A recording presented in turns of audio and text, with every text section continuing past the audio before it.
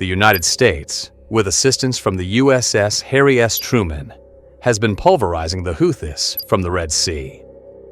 Now the U.S. seems ready to drop a 30,000-pound bunker buster on either Iran or the Houthis. If this happens, it will cause unrivaled damage, essentially rendering the Yemeni capital of Sana'a into a Gaza war zone. But why is President Trump about to take these drastic measures, and how is this forcing Iran to abandon the Houthis? The United States and Yemen have been at it for a few years. With the Houthis being a proxy to the larger Islamic Republic of Iran, it has been carrying out strikes for Tehran since the beginning of the Israeli conflict. Located along the Red Sea, Yemen is the ideal location for piracy. However, the Houthis are not looking to steal or kidnap, but rather to disrupt trade and destroy the ships of their enemies, regardless of whether it is civilian or military vessels.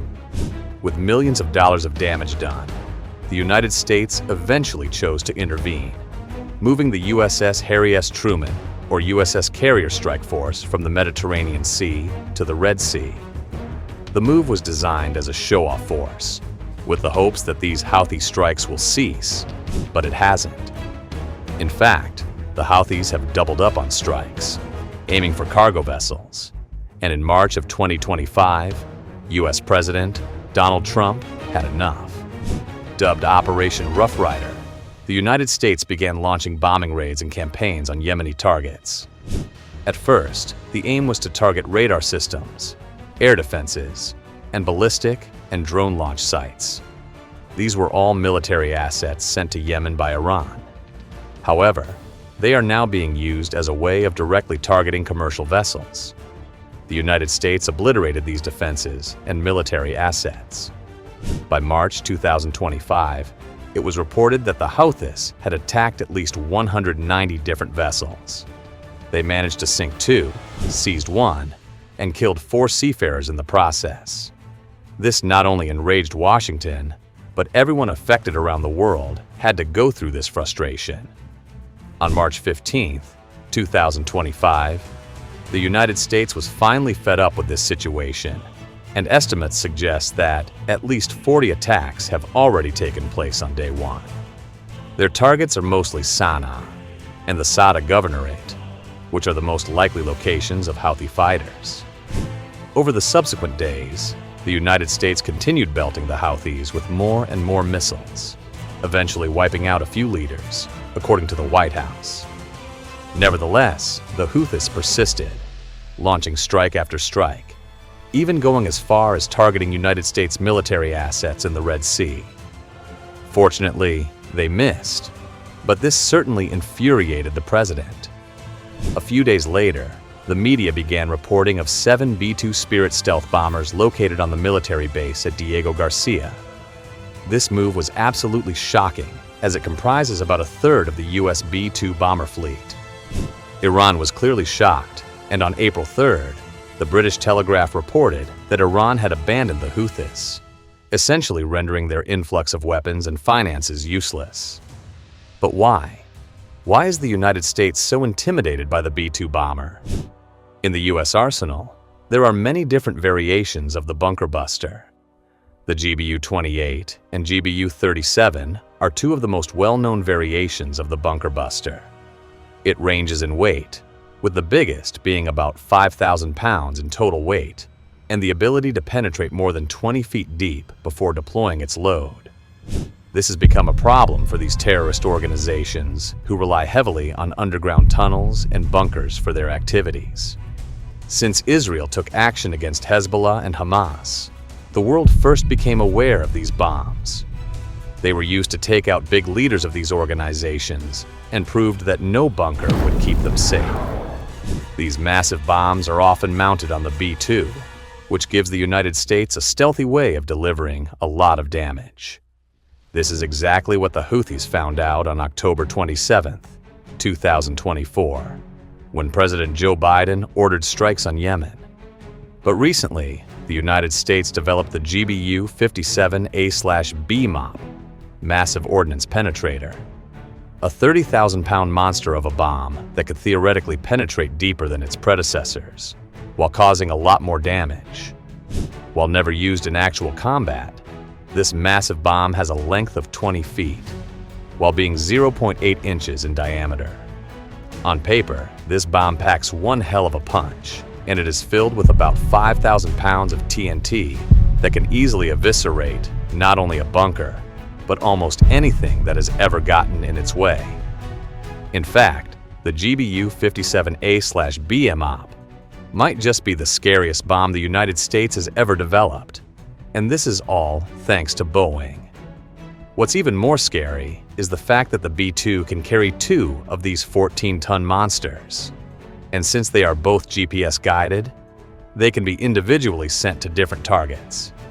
If you think about it, 7 B-2 bombers, each carrying 2 of these bombs, means that 14 of these 30,000-pound bombs can be dropped one after the other. That's almost 200 tons of bombs currently lying in wait for Iran or the Houthis. It has not only created a lot of distress in the Middle East, but Iran has been scampering to come up with a solution for this problem. It's no secret that the Houthis don't have the military assets or technology to put up any kind of defense against such an onslaught. While using air defenses, it is mostly the seasoned S-300 systems, and this cannot even stop a standard F/A-18 Super Hornet. Not that the Super Hornet is a bad jet, it is everything but bad. However, it doesn't really compare to something as capable as the B-2 stealth bomber.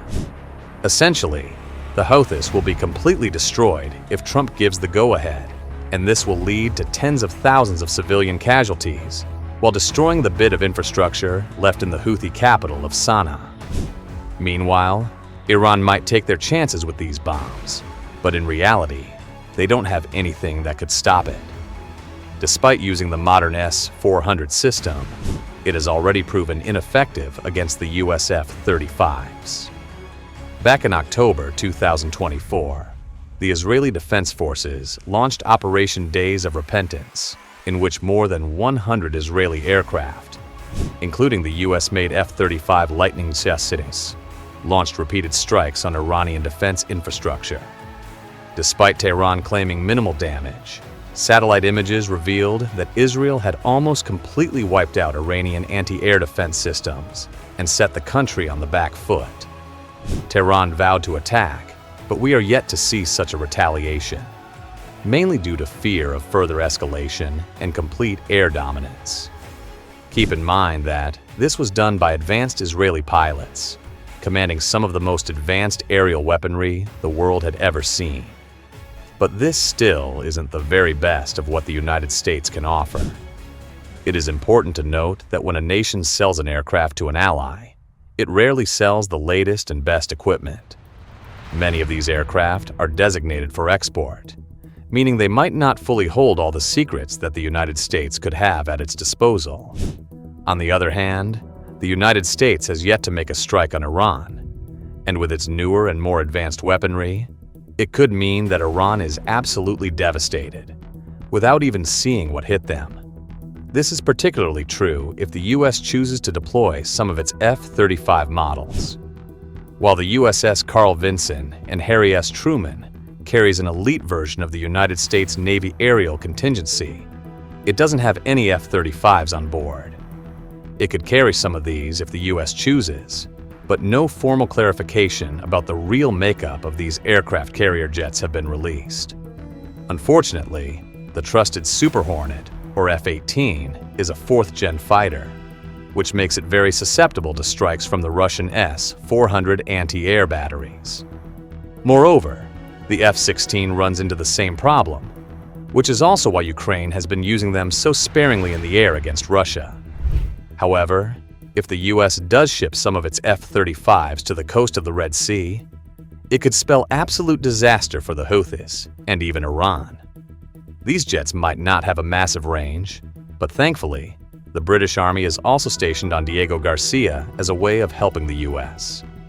Thanks to the British support, the United States have managed to launch all these attacks. The British use what is known as the Voyager, an Airbus A330-200, converted in a military capacity, which is used for air-to-air refueling. This means that having a squadron of F-35s could become dangerous for the Houthis. but even more so for Iran. It has led to the Telegraph stating that Iran has finally abandoned their longtime proxy. But why? Since the attacks have been ramped up, the Houthis are slowly losing more and more of its leadership and military infrastructure. This might have been a warning sign to Iran, who now feels that it might be next on the list. What we haven't mentioned yet is the fact that the US has deployed its 124th Fighter Wing to the Middle East, which consists of several A-10 Thunderbolt II aircraft, further giving the US even more firepower to launch attacks on various Iranian targets. Subsequently, Russia has sent a general to the capital Sana'a. In what the Telegraph reports, this unnamed general is responsible for giving the Houthis further advice on launching counterattacks on the US carrier strike force groups. So far, it has all failed, and given the fact that Iran sends much of its weapons to Yemen, it might have some alarm bells going off in Tehran. Despite the closer proximity of the Houthis to where the United States has positioned itself, it barely seems to get close. Meanwhile, they are taking shot after shot with these bombing campaigns. Now, the move doesn't necessarily signal a weakness in Iran. Much rather, Iran is realizing that perhaps the Houthis will be wiped out, and with many high-ranking Iranian officials stationed in the country, it could put them in a very precarious situation. Should an Iranian official be struck down in Yemen, it will almost certainly force Iran to respond. If they choose to just let it slide, it shows weakness, which follows the previous weaknesses exposed by the IDF back in 2024. Perhaps Iran knows that it cannot retaliate to the sheer force currently shown by the United States, and it would be much better to bring these officials home and avoid a catastrophic situation. The other option is that Iran might be preparing defenses, perhaps expecting a US strike and needing all hands on deck at home to prevent something like this from happening. Whatever the reason is, it seems clear that Iran doesn't want a direct engagement with the United States, but still needs to maintain a strong posture so as not to lose any support or respect locally. But many might raise the question of whether Iran cannot simply respond with a random barrage of missiles or drones as a warning shot. Even if it doesn't hit US military infrastructure, it shows that Iran is willing to fight. Well, a complete miss will make Tehran look foolish, but the real problem is if one of these missiles accidentally hits their target and a US military target is down. This will almost certainly create a very woeful situation for Tehran, who will now be facing the strong might of the US military. The bigger question is rather, can Iran withstand a US war? If an American target is hit, it will create a lot of pressure for the United States to launch a full-scale invasion. With Iran already weakened thanks to Israel, it will be a straight-up fight, and no one is coming to its rescue. Since no confirmed nuclear weapons have been noted in Iran, it removes the risk of this spilling over into nuclear warfare. Moreover, Iran will need to rely on support from a weakened Russian Federation. In fact, Russia is currently dependent on Iran for supplementing its own nuclear effort in Ukraine.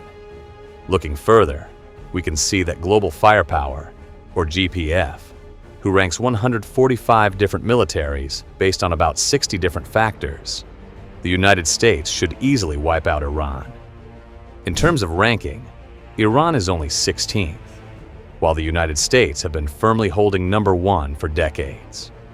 In pure numbers, the US has about 1.328 million soldiers, with just under 50% of these being actively serving troops. On the other hand, Iran has a standing army of merely 350,000. 13,000 US aircraft will surely establish air dominance compared to the seasoned 500 that Iran can put in the sky, and the 11 aircraft carriers Washington can put on the front line will completely destroy anything Iran puts in the waters. We could go even further with 3,000 more tanks to the US, hundreds of thousands of armored vehicles, and not to mention the nuclear capabilities of Washington. This is one hell of a force, and Iran knows they have absolutely no chance of even coming close to this force. Perhaps moving its troops and generals from Yemen is merely a contingency plan to prevent the United States from directly attacking Iran. Moreover, President Trump has not been lying about the success of these Houthi strikes. The death of Hezam al-Assad, Wazam al-Assad, Onagais says, a senior member of the Houthi Supreme Political Council in a March 25th strike on Yemen, has raised serious questions about how much longer the Houthis can possibly withstand these strikes. One official who spoke to the Telegraph had the following to say: "The view here is that the Houthis will not be able to survive and are living their final months or even days, so there is no point in keeping them on our list." This could suggest that the Houthis are willing to die when it comes to finishing this war. But unfortunately, Iran is not willing to die with them, despite this all being for the same cause.